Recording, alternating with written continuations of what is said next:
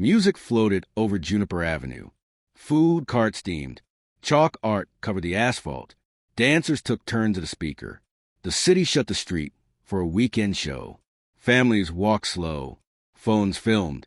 Darius went stood behind a fold-out table with his twins, Nia and Kofi.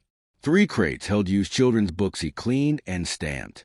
A hand-painted sign read, "Take a book, leave a book, read together." He wore a faded work shirt and clean gloves.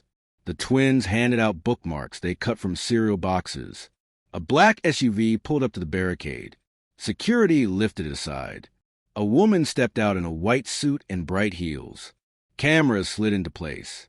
Her name was Celeste Marlowe, Billionaire Heiress, real estate brand on billboards. She ran a Reimagine the City campaign. She smiled with perfect light on her face.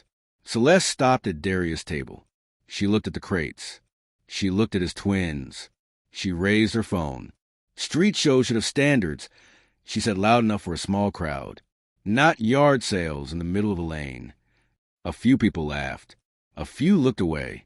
Nia's hand tightened on a bookmark. Kofi stepped closer to his dad.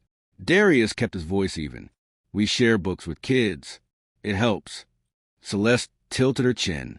"Help by moving to the side. My team needs this space for the Marlowe Live stage." He pointed to the chalk permit he taped to the asphalt. "We booked the square last week." Celeste turned to her camera. "Friends, we love community. We also love order. A city works when people know their lane." The crew smiled. A man in a Marlowe polo grabbed the edge of a crate. Darius placed his hand on the crate. "Please stop. For minutes in, hear this. Watch till the end, see what happened to Darius and Celeste. The turn will teach you how to handle power. Subscribe to Black Voices, so you do not miss how this ends." A street violinist named Diego stopped playing. A teacher named Tasha stepped from a booth with a clipboard. An older woman in a blue head wrap pushed through the circle. "Mama Igioma," someone whispered. She faced Celeste. "We honor permits on this street," she said. "We honor children who read." Celeste smiled without warmth. "I honor investment. We are building the Juniper Lofts 2 blocks down. This show needs a center stage." Mama Igioma looked at the twins. "How many hours did you sort these books?" she asked. "A lot," Nia said, voice small. "2 nights, Kofi said. Mama Igioma turned to Celeste. "They stay?" Celeste set her jaw. She looked to a city events manager in a yellow vest. "Move them," she said. The manager checked a clipboard. He hesitated. "They paid. They stay." Celeste laughed. "The kind that cuts."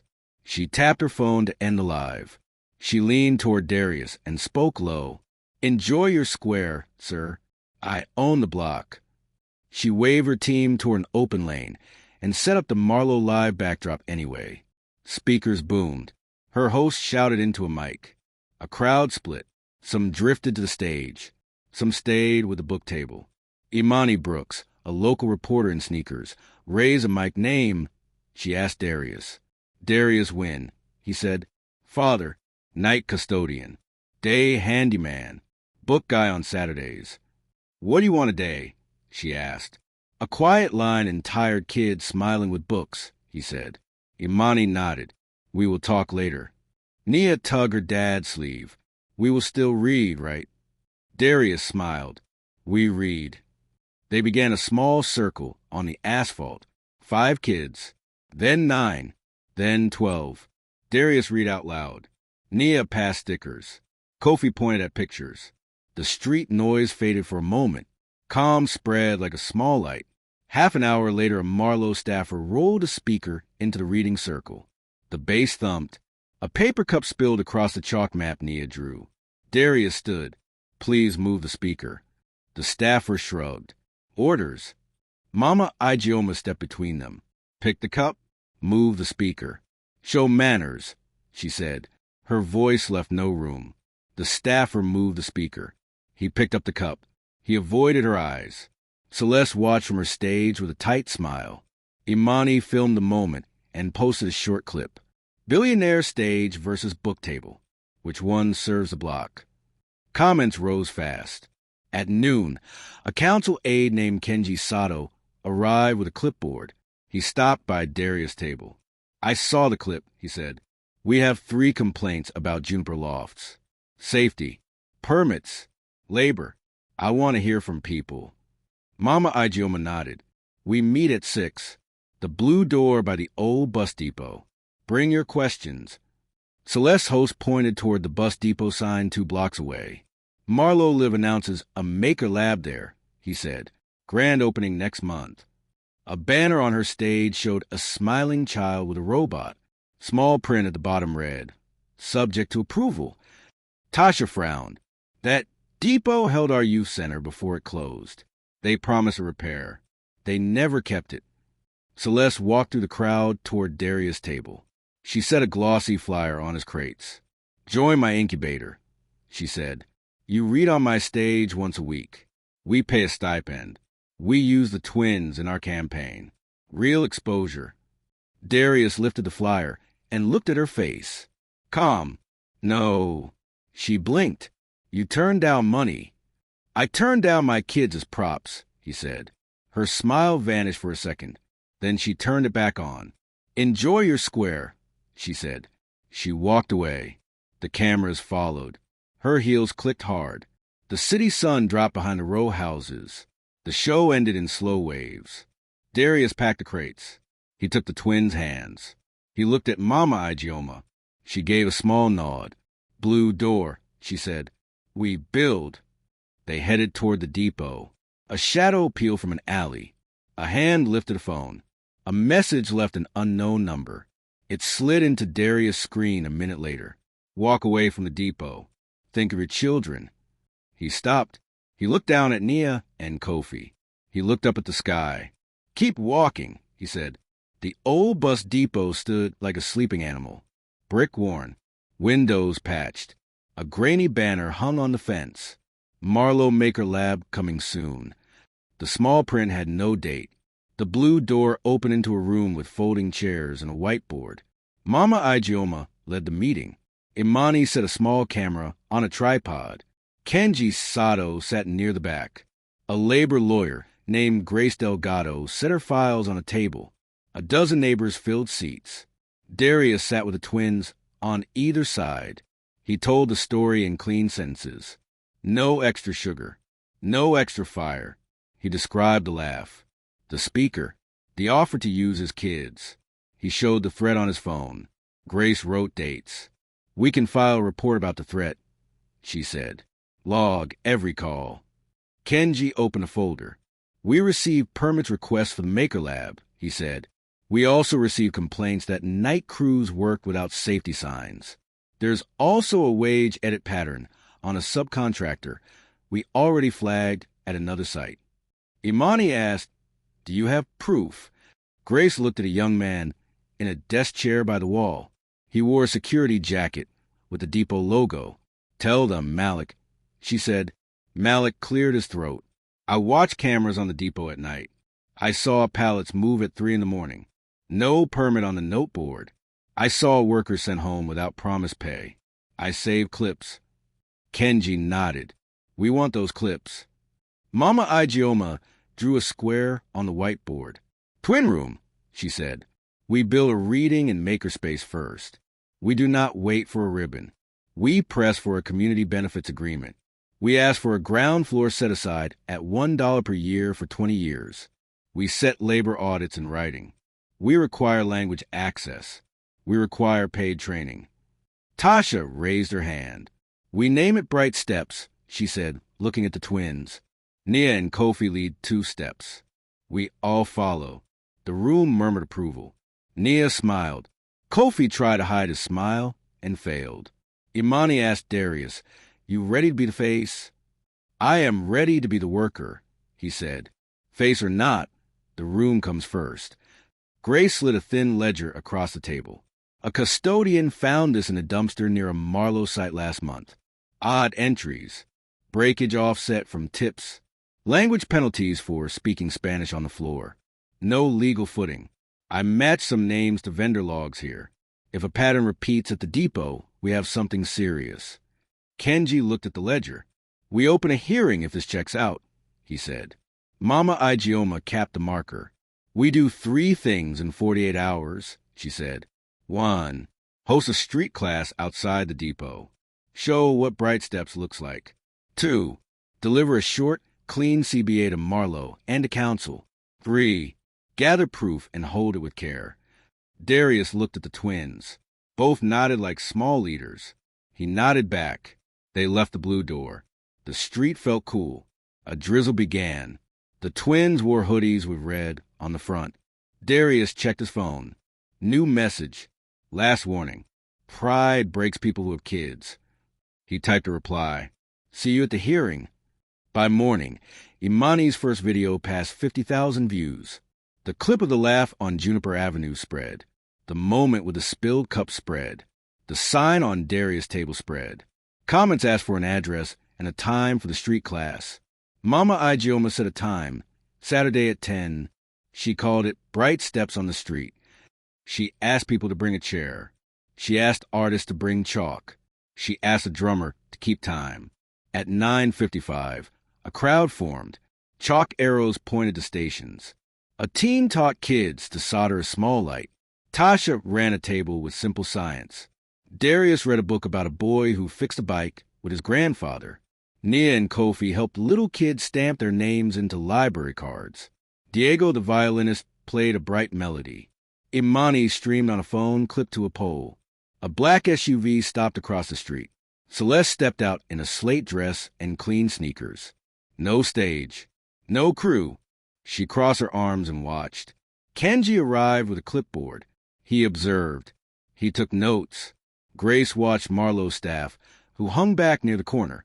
She saw 2 with Marlowe Polo's lift phones and filmed faces. She photographed them, then kept moving. Celeste walked up to Darius. You built a nice show, she said. You draw eyes. Good for you. It is a class, he said. It is a plan. It is a room before a ribbon.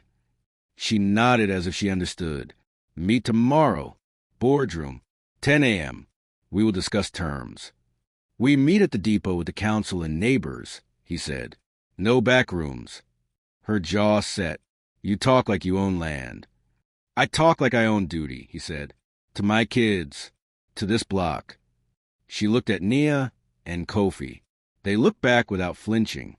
She looked away first. At noon, rain started again. People shielded kids and tools. Celeste walked to her SUV. She paused at the door and glanced back. The twins were helping a toddler fold a paper flower. Darius held a book open with a thumb while holding an umbrella over the page. People kept learning under thin rain. That sight did not flatter a brand. It lifted a block. Sunday morning, a small bombshell dropped. Imani posted a set of emails sent from a Marlowe domain. They discussed soft evictions for longtime tenants near Juniper Avenue.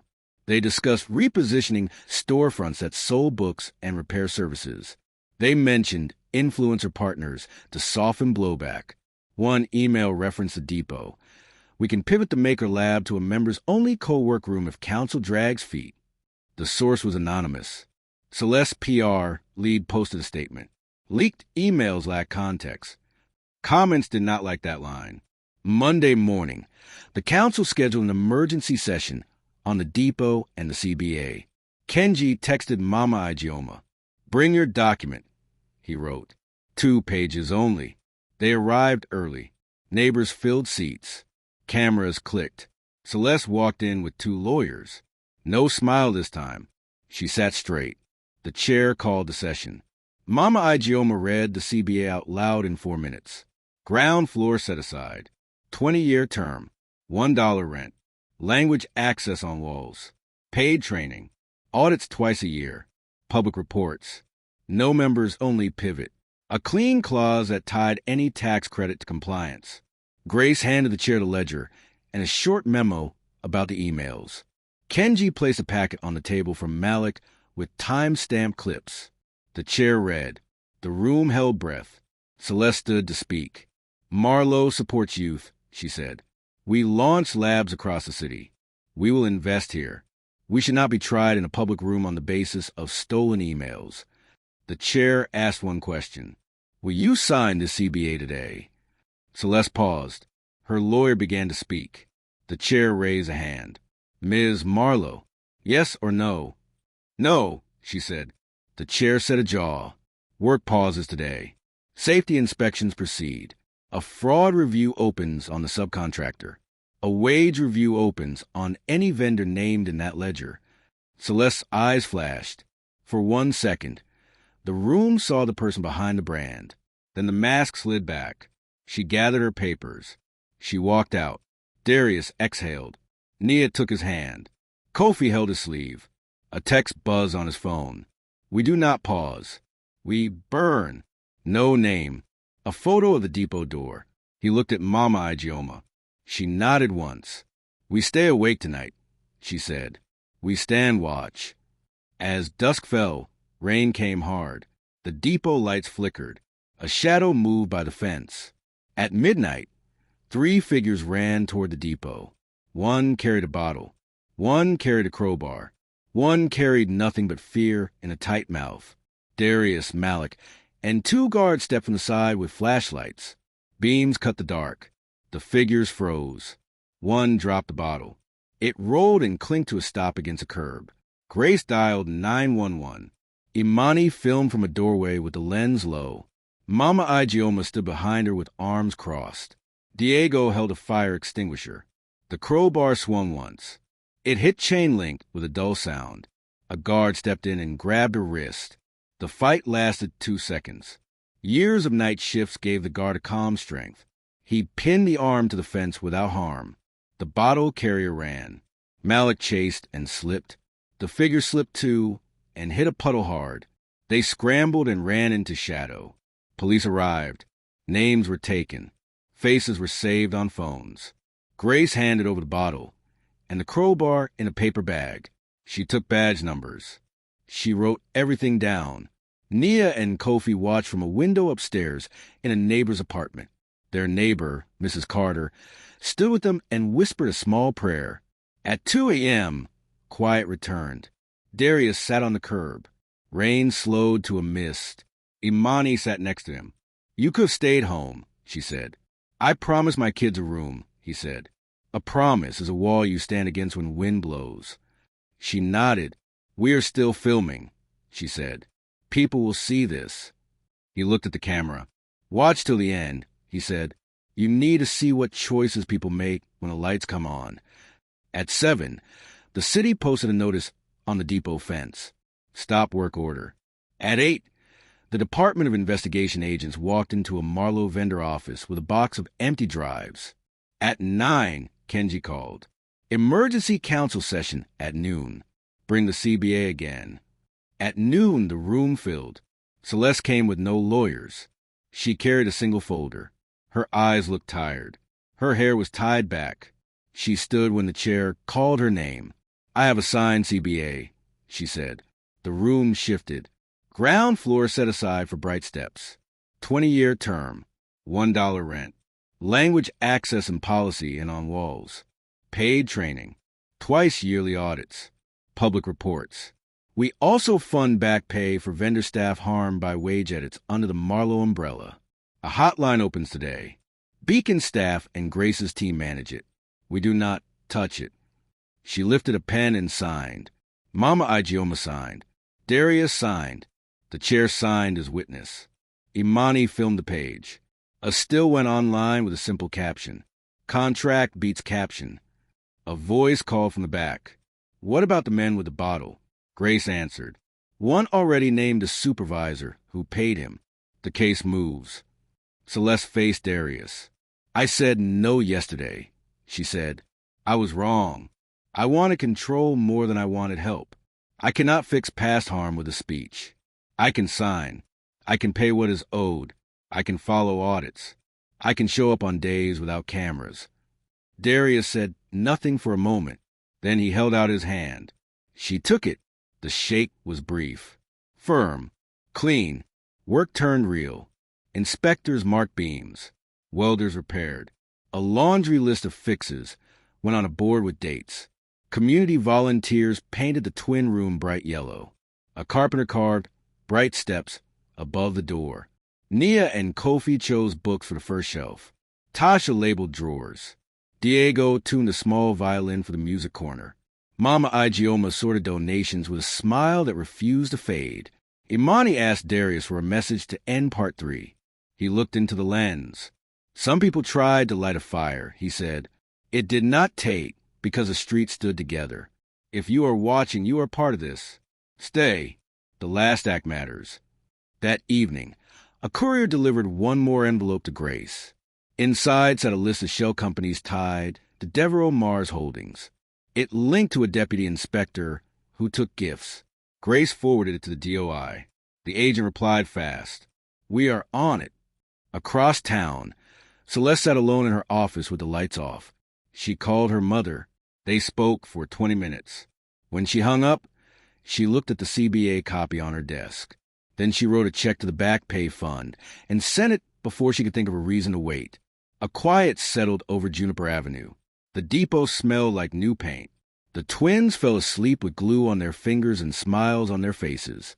The grand opening stood one step away. Saturday dawned clear. No rain. No sirens. Juniper Avenue filled with people, not banners. A drum line from the local school tapped a welcome. Kids held paper flowers. Parents held coffee. A line formed outside the depot. On the fence, 3 signs hung. Pay on time. Post rights. Audit often. No logos. Just rules. Mama Igioma cut a ribbon with a pair of big scissors.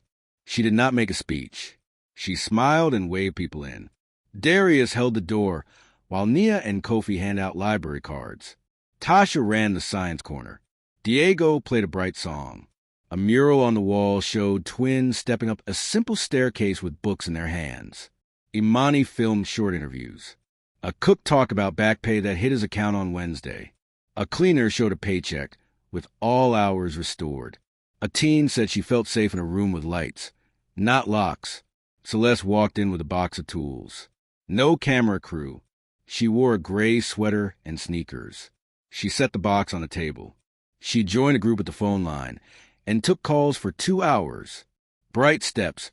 How can we help? She said, voice low and steady. Grace sat beside her, listening to every word. At noon, the council chair stopped by. Inspections passed this morning, they said. Work continues under audits. We will review reports every 6 months in public. Kenji pinned a copy of the CBA to a bulletin board under glass. Not a press release, he said to the room. A promise in writing. Darius stood by the window. He looked out at Juniper Avenue. He saw a street show again, but this time the show was not a brand. It was a block helping itself. Imani asked him to speak to your viewers one last time. He faced a lens. Calm. Strong. Humiliation tried to make a father small, he said. A street made him stand tall. A heiress laughed at the book table. Today she signed a contract and answered phones. That is not a twist for drama. That is repair. If this story moved you, act where you live. Ask for a community benefits deal when a developer comes. Put rights on walls. Audit. Pay on time. If you felt anger, turn it into work. Share this video. Tell us in the comments what your block needs next. Watch till the end of each one. Learn the lesson. Live the lesson. Then go build one bright room. We will be here with you. Kids laugh in the background. A small hand tugged Darius' sleeve. Kofi held up a chestnut. Your move, he said. Darius smiled. He sat on the floor and moved a pawn. The camera pulled back. The doorway framed a room full of people who did not wait for permission to be seen. Share this with one parent who needs strength today. Comment with one change you will fight for on your street. Subscribe to Echoes of Black Struggles for timely stories of dignity and justice.